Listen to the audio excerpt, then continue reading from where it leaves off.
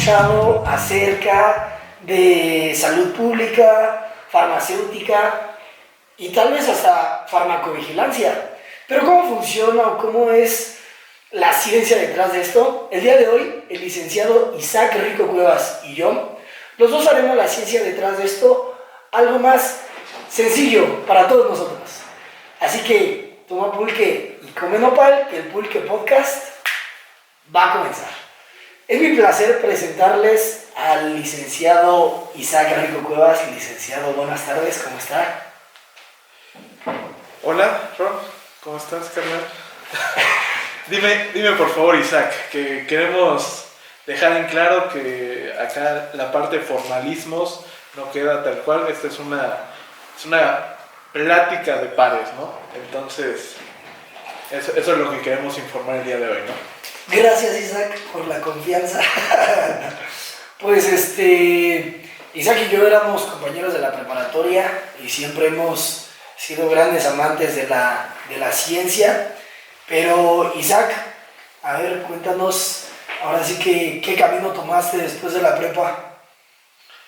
Bueno, soy egresado, ya tal cual, desde hace unos meses ya, de la Universidad de las Américas Puebla. Yo estudié ciencias farmacéuticas y pues ha sido un camino bastante interesante. Me gustaba bastante la química.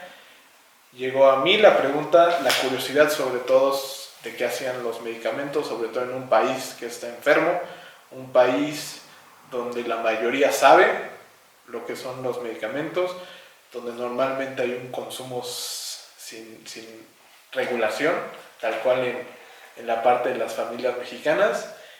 Y bueno, eso ya es una respuesta bastante elaborada, pero realmente llegué a esa carrera por la curiosidad de qué hacen cuál es la ciencia detrás de todos los medicamentos que hay actualmente, ¿no? Y, por ejemplo, ¿cómo te describirías a ti mismo? ¿Cómo me describiría? Como una persona bastante ¿Curiosa?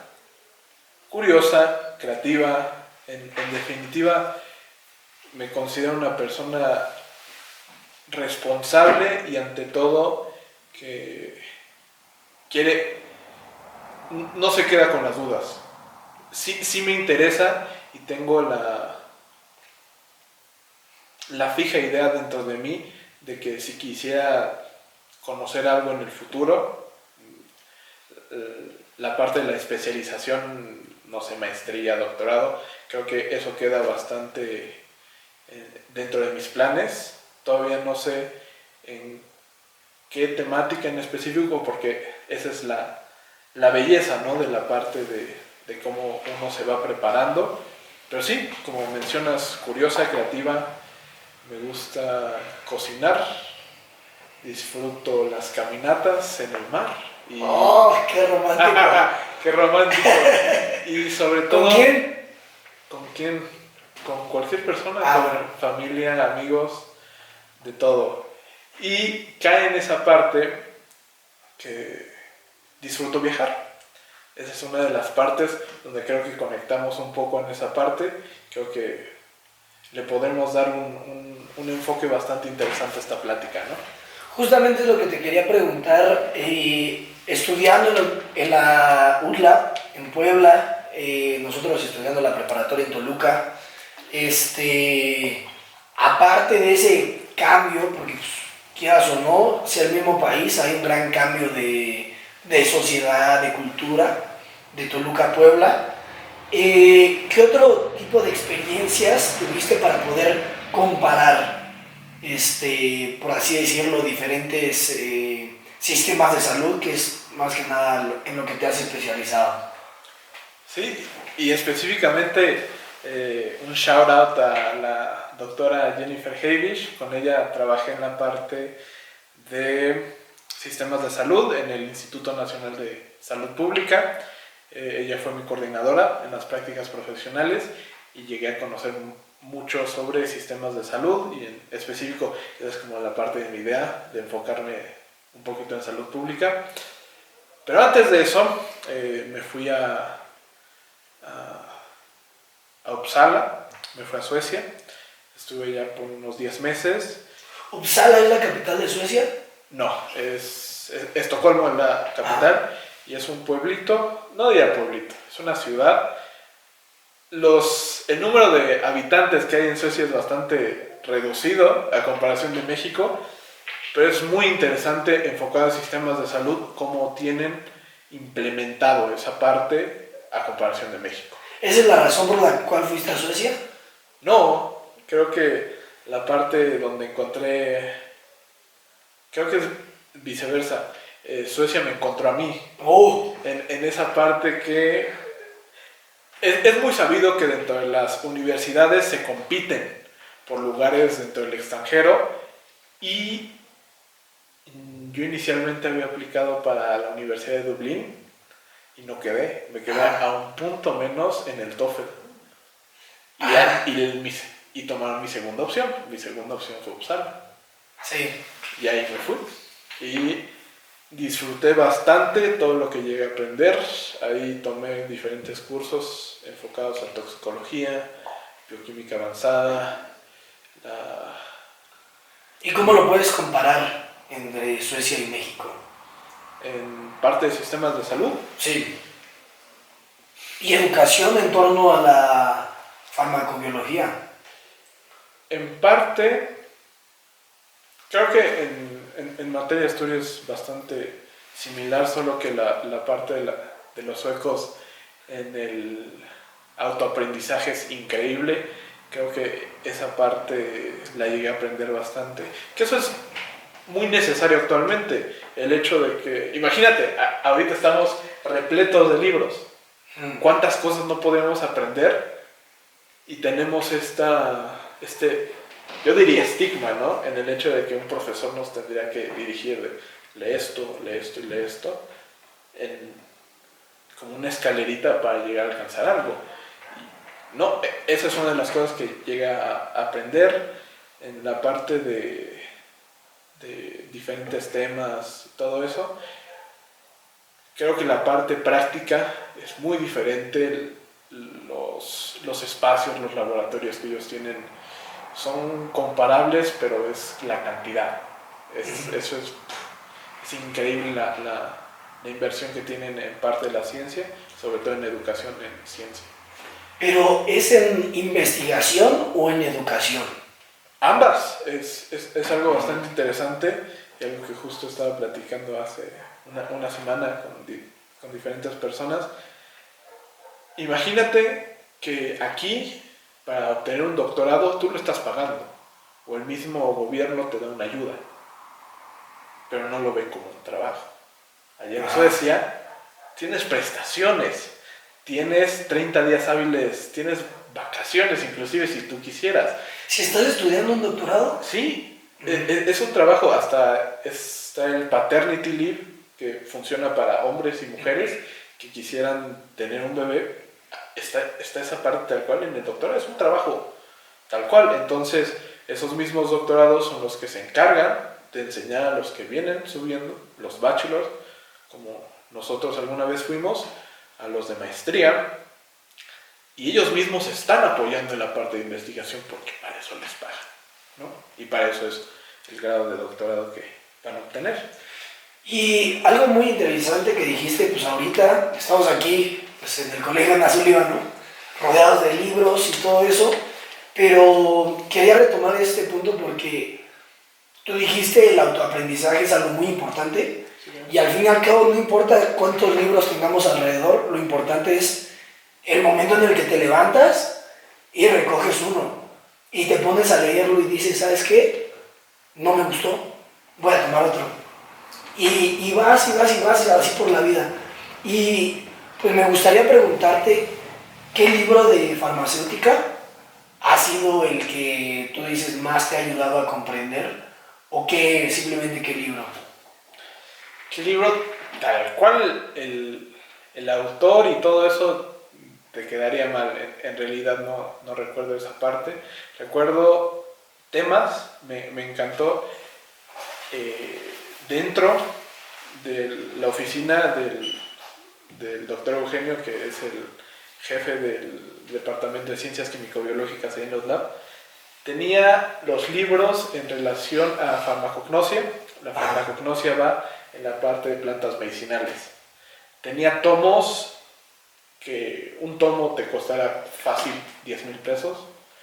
Y en relación a, creo que cualquier farmacéutico mexicano no me dejará mentir, nuestra Biblia es la Farmacopea de los Estados Unidos mexicanos, la FEUM, creo que van en su 11ª edición, y pues se consigue por 5,000 pesos, y eso te ayuda bastante en la parte de mezclas. Hay diferentes compuestos. Bueno, es básicamente una guía. Si quisieras ser farmacéutico la podrías leer. Algunas cosas no las entenderías porque necesitarías de otra ciencia complementaria, pero digamos vías de administración, diferentes formas farmacéuticas, diferentes los IFAs, los ingredientes farmacéuticos activos, toda esa parte está dentro de esta Biblia. Habrían más, te puedo decir, ahorita no me acuerdo, pero creo que sí, uno y de los más importantes sería la FEUM. ¿Y cómo dijiste que se llama? FEUM. La FEUM es la Farmacopea de los Estados Unidos mexicanos. FEUM, usando la FEUM, por así decirlo, está difícil el nombre. ¿Cómo pudieras comparar, ahora sí, la salud pública?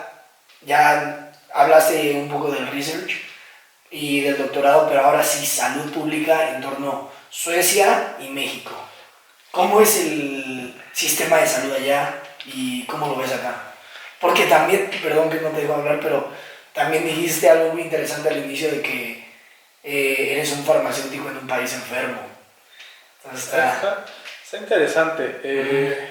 Nada, no te preocupes, interrúmpeme cuanto más quieras esa parte del inicio con la FEUM. En sí, la FEUM se enfoca totalmente en farmacia. Creo que la parte de salud pública habrían más libros que te podrían explicar esa parte. Y más enfocado a sistemas de salud, la comparación entre México y Suecia.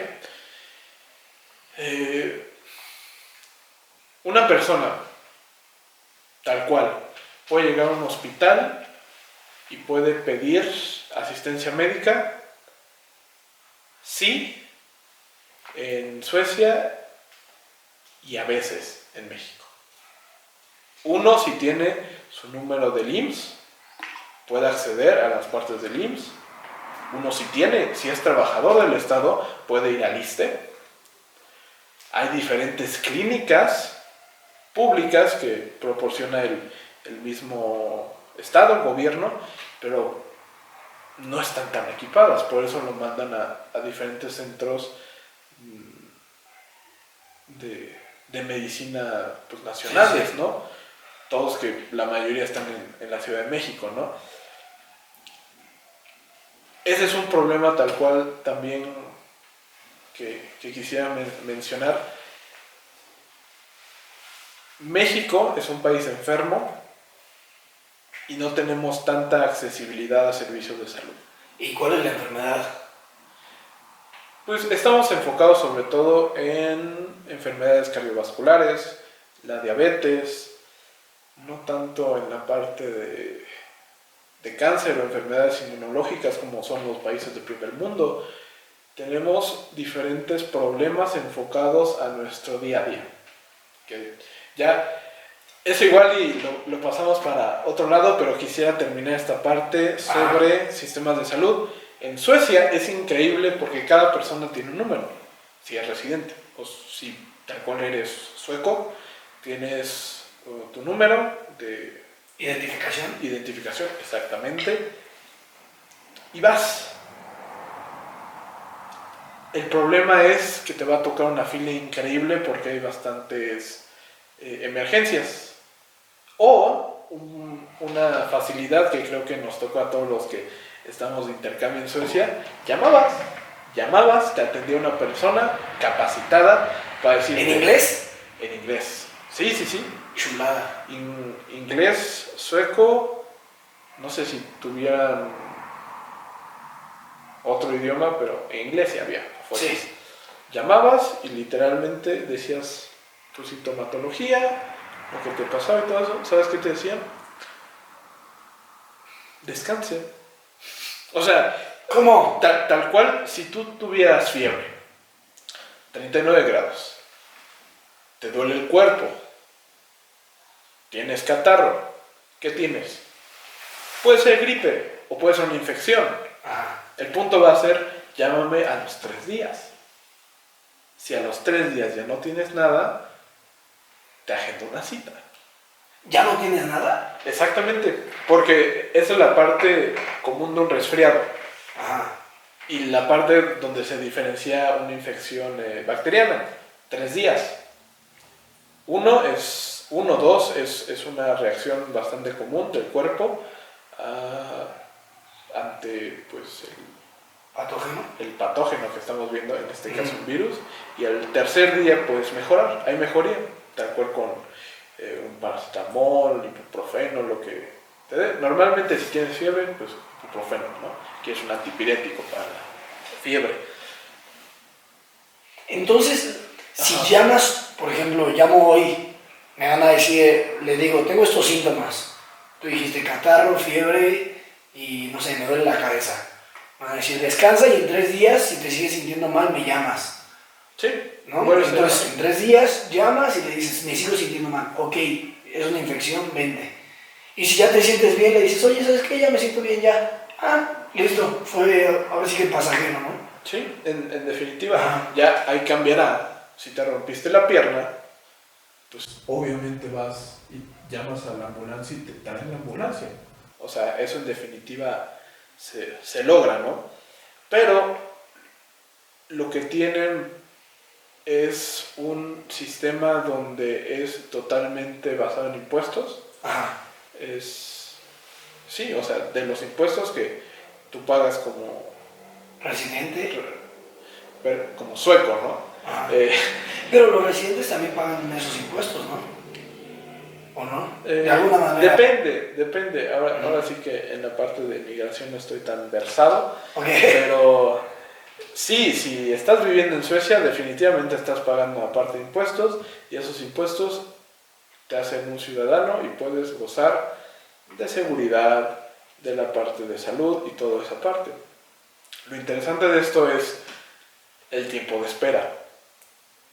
Igual Canadá era uno de los países que tenía ese problema donde pues... Hay mucha gente esperando por su turno.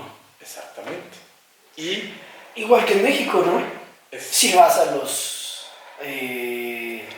hospitales del gobierno. estás en IMSS, estás en ISSSTE y te programan ¿qué será? Tu cita.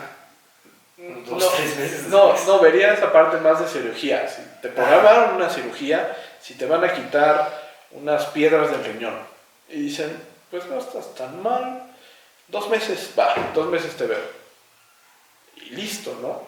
Pero el punto es que hay dos bloques interesantes en esta parte. Nuestro sistema de salud es mixto, es privado y público. ¿Y el de Suecia?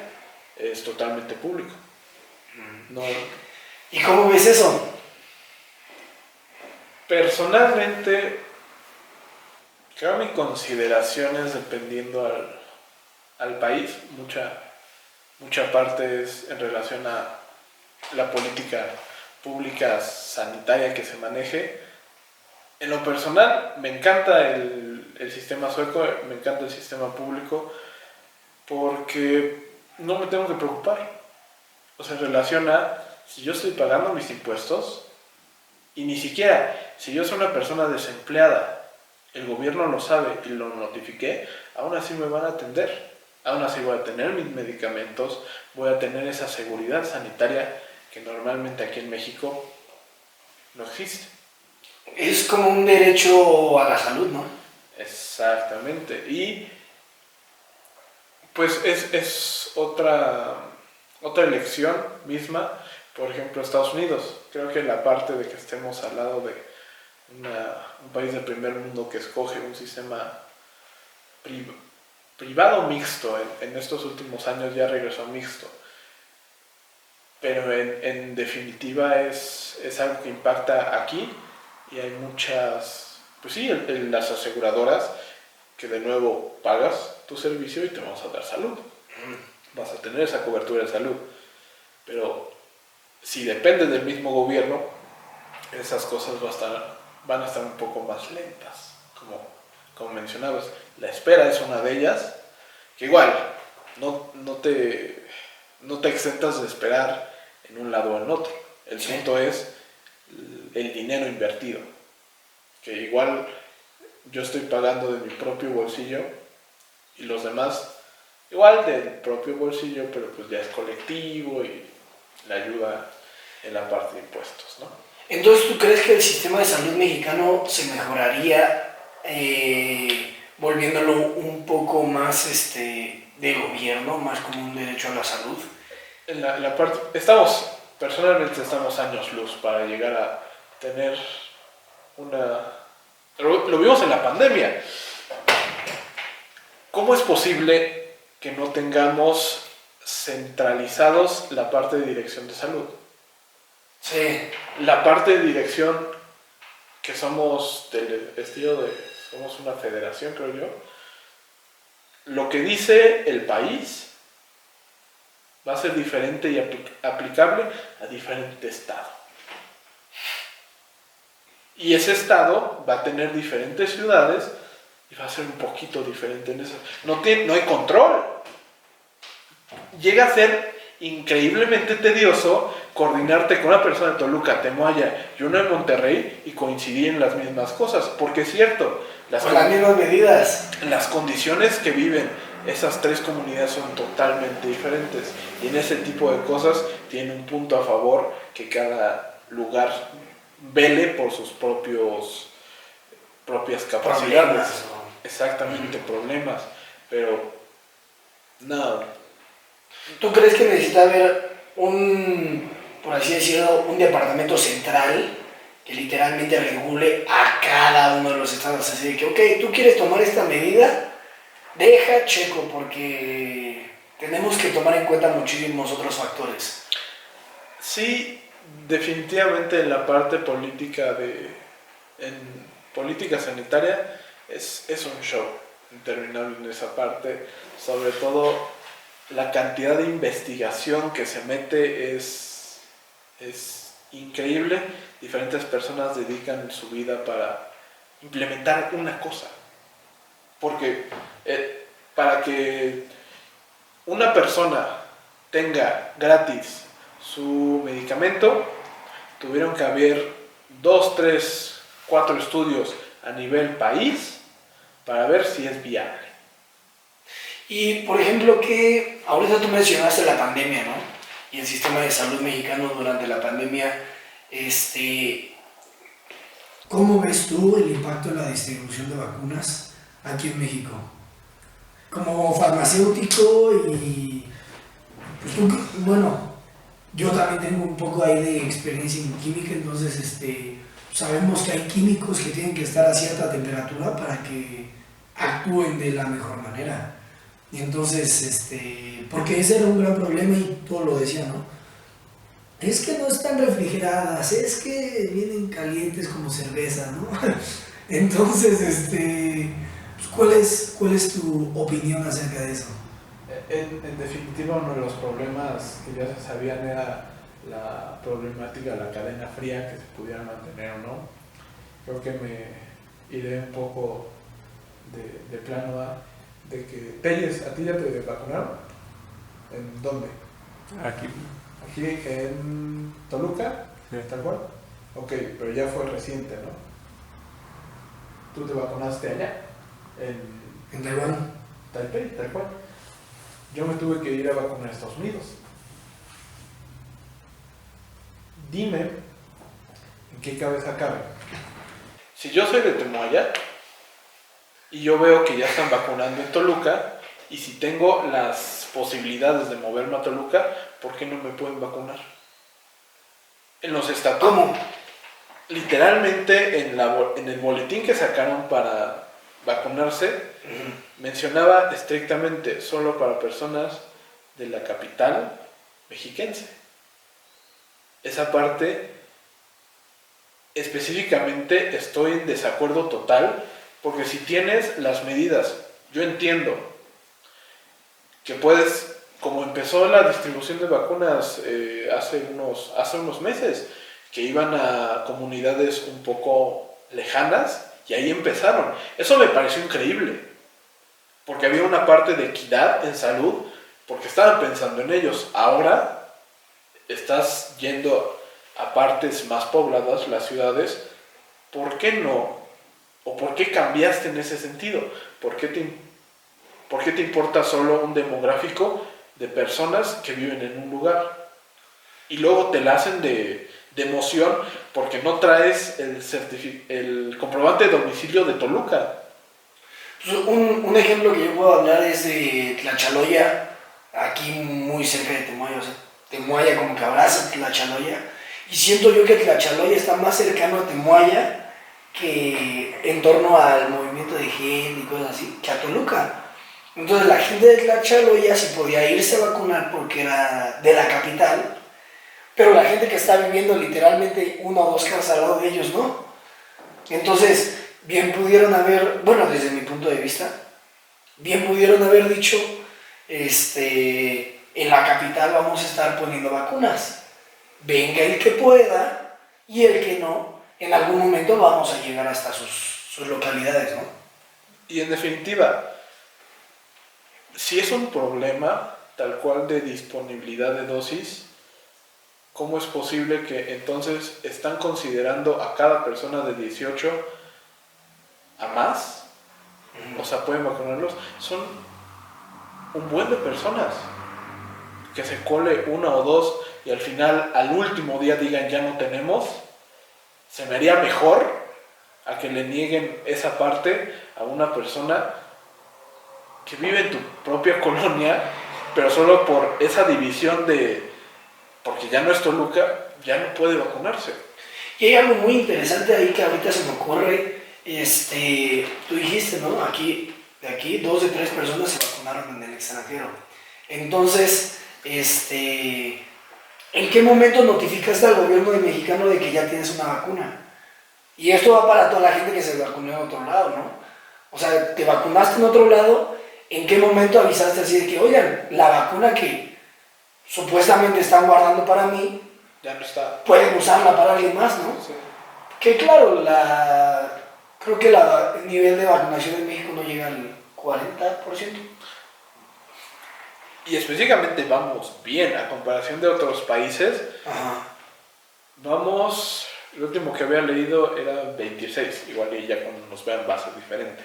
26% de la población, somos bastantes. 75% de la población no se ha vacunado.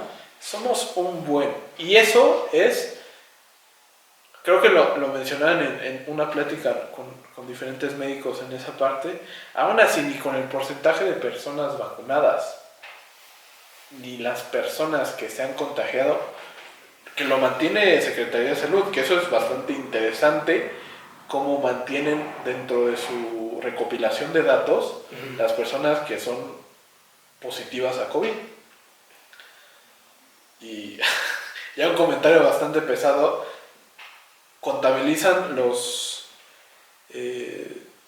casos positivos y también contabilizan las muertes.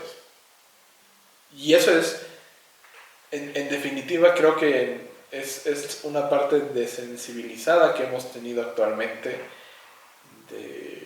Pues sí, ya una persona va a un bar, ya una persona va a un antro. Hace que un año estábamos todos encerrados, todos con miedo y creen que se perdió el miedo. Todavía seguimos.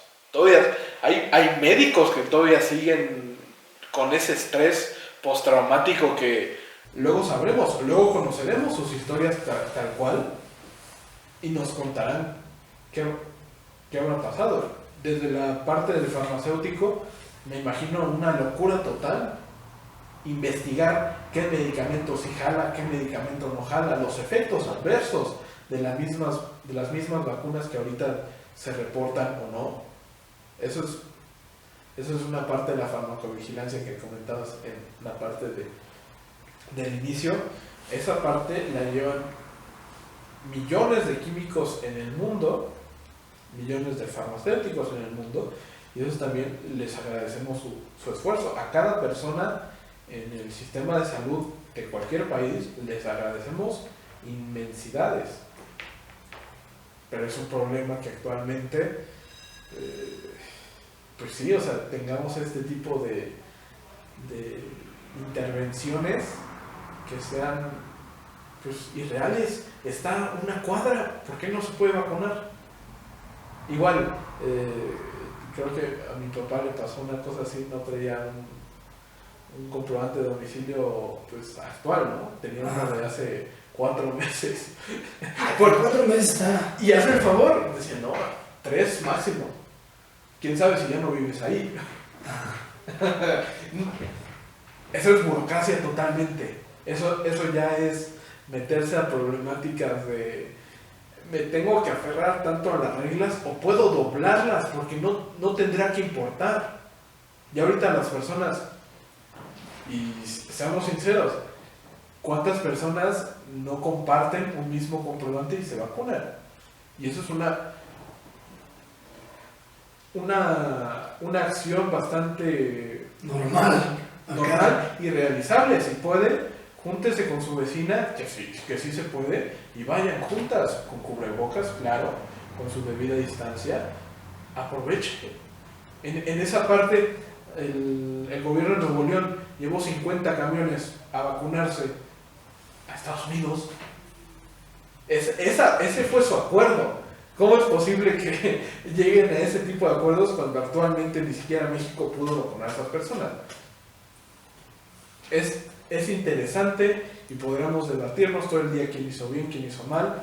El punto es que las políticas de salud son evidenciables y se pueden analizar, pero en el pasado. O sea, una persona puede evaluar cómo estuvo la situación de la pandemia en 5 años. Todo está muy fresco, todo está muy fresco. O sea, de aquí a 5 años vamos a saber si el manejo de la pandemia fue bueno o malo, o cómo. Sí, en definitiva, ahí es donde tendremos una respuesta definitiva. Ahorita, con lo que vamos, puedo decir que vamos mal. Pero ahí es cuando entra la problemática, ¿no? Y diremos, bueno, nos fue bien y solo se murió el 3% de la población. ¿Qué es esto? O sea, bueno, es que ponte a pensar, la peste bubónica, y todo eso. Y en definitiva, específicamente hablando del COVID, la actualidad, en menos de un año, ya teníamos 3 vacunas que estaban siendo probadas. El ingenio humano es increíble y por eso también a todos los científicos detrás de la vacuna, aplausos. Hay premios Nobel ahí. Sí, sí. Definitivamente. Y lo vamos a ver. Y se va a hablar. Ojalá que les dieran el reconocimiento que se merecen, ¿no? Porque estamos escuchando, lo hizo Moderna, ¿no? Lo hicieron los de Pfizer, los de AstraZeneca, los de no sé qué. ¿Quién fue? Realmente la mente maestra que dijo, hay que hacerlo así, así asado. Todo su equipo que estuvo tras de eso.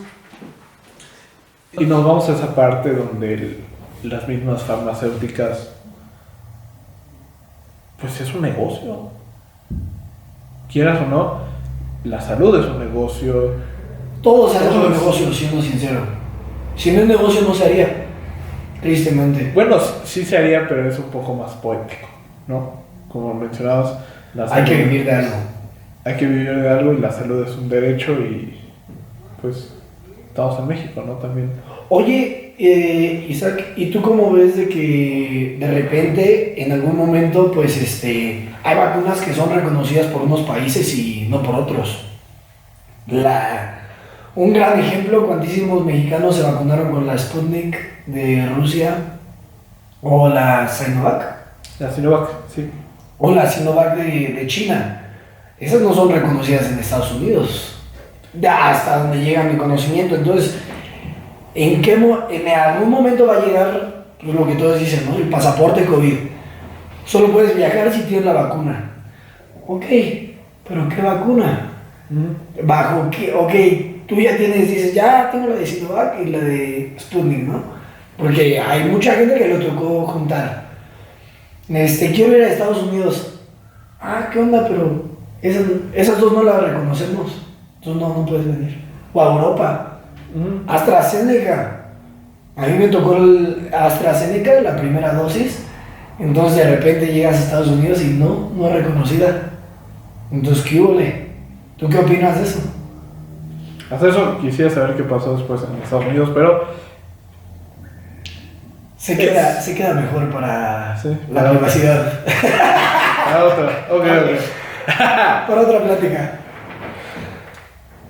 Es diferente en la parte de la aceptación dentro de los diferentes comités científicos que regulan. En México es COFEPRIS, en Estados Unidos es la FDA. Que se tengan diferentes controles en sí, en el hecho de revisar si sí o si no se hacen los diferentes ensayos clínicos. Creo que una parte interesante de eso es que las relaciones exteriores con los diferentes países, los diferentes países, ¿no? Rusia, China, como lo mencionabas, tuvieron relaciones muy buenas con México y por eso se llegó al tratado de. De igual manera, desconozco sus protocolos, desconozco qué tanta eficacia en inmunidad tenga cada vacuna en relación a la Sputnik o la Sinovac, pero es decisión totalmente política, influenciada un poco con la parte científica. ¿Tú crees que la política debería de ser más influenciada por el lado científico? No. ¿Por qué? No, para nada. La ciencia no tiene agendas, la ciencia tiene curiosidad. La ciencia no lleva a cumplir diferentes, no sé, metas específicas. Nos encontramos con una pregunta que intentamos responder. A veces no nos respondemos esa misma pregunta, pero por eso seguimos en ese camino. La política, ya llegarán todos los personajes que podrían decir que todo es político. Personalmente, la política como yo la conozco en México no debería ser. Son dos cosas diferentes. Es tomando un ejemplo diferente al que estamos hablando ahorita, esta parte de la separación del Estado con las creencias religiosas. ¿Cómo? Sí. ¿Cómo lo estás juntando? Lo estoy juntando porque tal cual dentro de la Constitución mexicana tenemos esa diferencia. El gobierno es un Estado laico. Ajá. No hay nada de influencia. Pero entonces tú, ¿te gustaría que el gobierno no tuviera nada de influencia de parte de los científicos, de la ciencia y de catedráticos o cómo? Influenciada. Creo que ya entendí tu pregunta. Definitivamente los científicos deben estar dentro de las decisiones, dentro de la toma de decisiones del gobierno, definitivamente. ¿Crees que deberían de ser más pesadas las opiniones de todos los científicos? Es distinto con cada persona, es como, creo que ¿Te agarran curva? Recuerdo una frase que me comentó. Vivimos en un país democrático, ¿no? Pero ejercemos democracia en otro estilo. La idea de la democracia es escuchar a todas las personas. Una maestra canadiense me decía, pero para eso votamos, porque cada persona pues, puede votar y así, pero no tenemos que escuchar 110 millones de opiniones. Ah, ok. Por eso nos vamos con la persona que está más preparada. Tú me dirás, un consejo en relación a tu medicamento, ¿me lo preguntarías a mí? Te lo preguntaría a ti, pero también a gente que está más especializada en ese medicamento. Justo solo buscaba esa parte, si no. Tú me preguntarías cosas en relación a, no sé, astrofísica, cosas espirituales y todo eso. No, creo. Yo no soy experto. Yo me puedo llamar experto o especialista en esta parte porque me apasiona y eso llegué a aprender durante estos 4 o 5 años. Y todavía no estoy listo, todavía no me siento capaz de llamarme así, pero estoy futuro experto en salud. Eso me gusta más. Pero volviendo a esa parte, sí, los científicos deben formar más parte dentro de la toma de decisiones dentro del gobierno, pero las decisiones no deben estar influenciadas por un fin político. Ahí es donde dibujo mi línea y no debería ser. ¿Y cómo podrías meter ahí el tema de la farmacovigilancia? Porque pues es sumamente político, ¿no? Como político. Pues sí, o bueno, tiene un poco de influencia en la política, la farmacovigilancia, que hay gente que dice, oye, ¿sabes qué? Este fármaco es bueno, sirve para esto, sirve para aquello, y pues hay políticos que difieren o quieren dar su opinión, que no es necesariamente la más acertada. Nos vamos a ir el principio de la farmacia y dos cosas que me encanta siempre decir, y lo digo en una que otra entrevista cuando me preguntan ¿por qué escogiste esa carrera? Ajá. Hay dos cosas increíblemente importantes dentro de la farmacia, que es el término de seguridad y eficacia. Si un medicamento es seguro, pero no eficaz, no lo uso.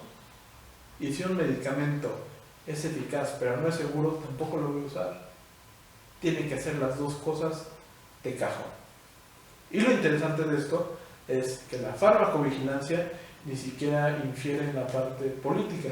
Es un grupo de actividades que se encarga de identificar, describir y evaluar todos los efectos adversos que tenga algún medicamento, sea esta una vacuna, sea un tratamiento oncológico, sea tu aspirina de todos los días cuando tienes un dolor de cabeza.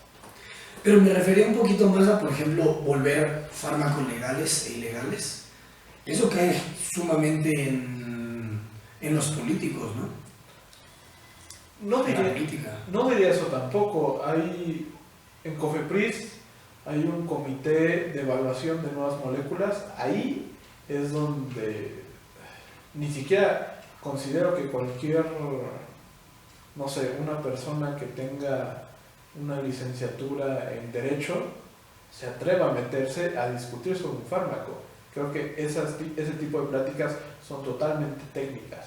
En esa parte donde, para averiguar si literalmente un fármaco es o va a ser aprobado, te tienen que mostrar todos los efectos adversos que encontraron en las diferentes fases que fue evaluado el fármaco, cuál es su forma farmacéutica óptima, la vía de administración, los individuos en donde se probaron, no sé, se hace chimpancés, perros o ratas, eso también se tiene que mencionar. Te dan un portafolio así gigante de solo una cosa. Sí. Y eso, toda la investigación, ¿no? Y es un grupo de especialistas que se enfocan en ello.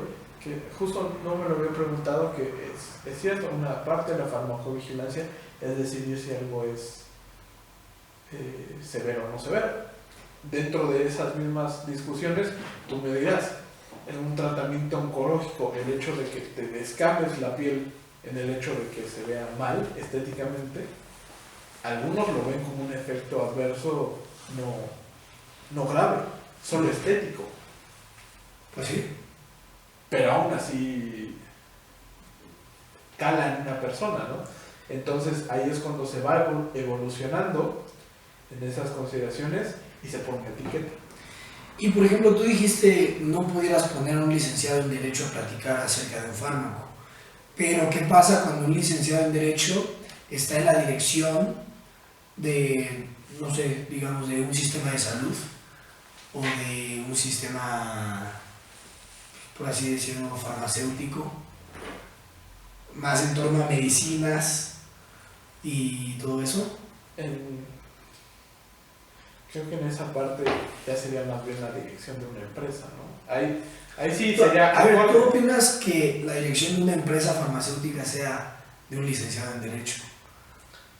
Me gustaría más un perfil más negocios, la verdad, personalmente. Pero pues también que sepa de farmacia. Es que es algo muy multidisciplinario. Ya cuando te vas a estas empresas gigantescas, ya no es cuestión de yo sé más de esto. Sabes más de esto, pero por eso es el...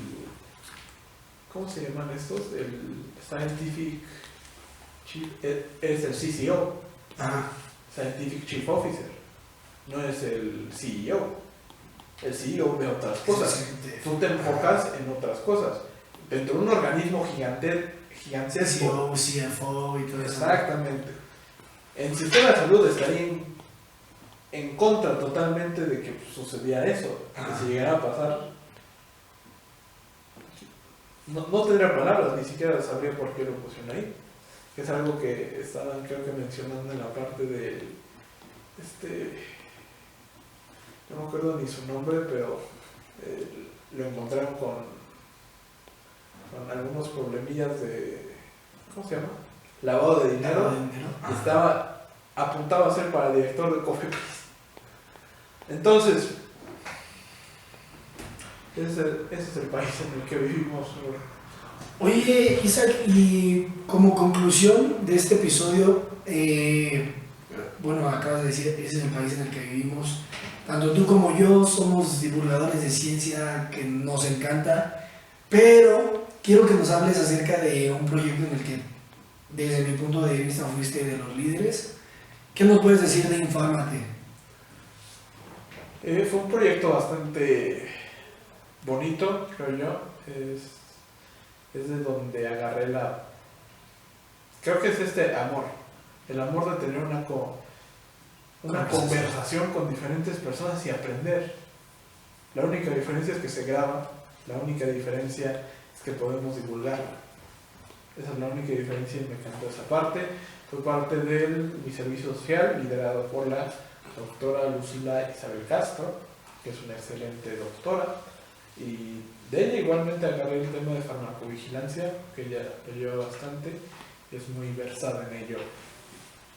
En definitiva, Infármate fue una parte en donde era necesario divulgar ciencia cuando existían una inmensidad de fake news distribuidas por todos lados, específicamente en México, hablándose la ivermectina, hablándose el dióxido de cloro, hablándose de otras cosas, estas nanogotas de cítricos.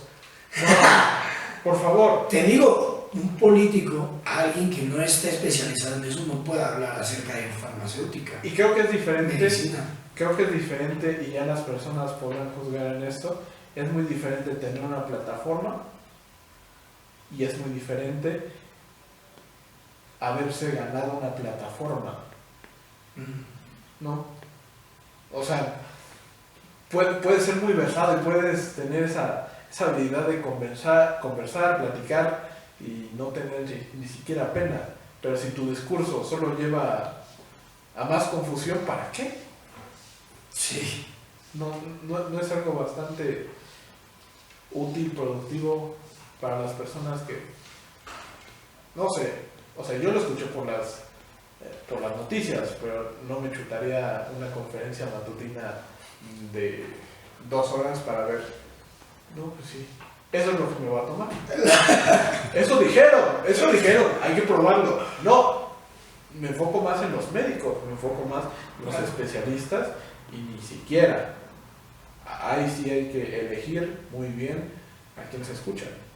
Y sobre todo, es ni siquiera enojarse, ni siquiera hacerle bulla a otra persona porque no escucha otra cosa. Solamente estoy en desacuerdo y listo. Sí. Y esa es una parte que hemos perdido bastante en la parte de una discusión. O sea, no te voy a decir groserías a tu cara y todo eso. Estamos discutiendo en un tema, pero estamos generando nuevos conocimientos, porque en definitiva dos posturas contrarias van a generar nuevo conocimiento. Pero bueno, eso se puede ir a lo de que hay una tesis, una antítesis, y lo importante es llegar a una tesis, ¿no? Sí. No, hay una tesis, una antítesis, lo importante es llegar a una síntesis, que es unir las dos partes y llegar a un mismo, bueno, A un consenso. a un concepto más similar. Y pues sí. En definitiva sería eso. Ahí todavía están en Facebook, síguenlos. Espero que no muera, la verdad. Hay personas que la verdad... ¿Cuánto tiempo estuviste trabajando ahí? En ese proyecto. Ni siquiera de ir a trabajar, lo hacía. Lo disfrutabas. Lo disfrutaba, se hacía. Era mi manera de comunicarme con otras personas cuando estaba encerrado en mi casa. Y aprendía, y yo mismo me motivaba, y yo quería aprender más. Eso era bastante interesante. Lo hice por ahí de 1 año, 6 meses. Fue bastante tiempo. Bastante. Y en definitiva... Más que el Pulque Podcast hasta ahora. Uno extraña bastante no es plataforma en sí, el hecho de solo tener esas pláticas, ¿no? Es ser parte de ellas. Exactamente. Entonces, sí, agradezco la plataforma y muchas gracias por invitarme al Pulque Podcast. Un honor, la verdad es que las pláticas contigo acerca de farmacéutica siempre son muy interesantes y tus diferentes puntos de vista. Entonces, muchas gracias. ¿Algo más que quieras agregar? Nada, todo bien. Un saludo a todos. Preguntas, dudas, comentarios, likes, dislikes, déjenos abajo. Pues escucharon ustedes desde el inicio, no somos los grandes expertos, pero sin duda podemos dar 2 puntos de vista un poco más específicos, especializados. Y pues muchas gracias por haber visto este episodio. Gracias. Gracias.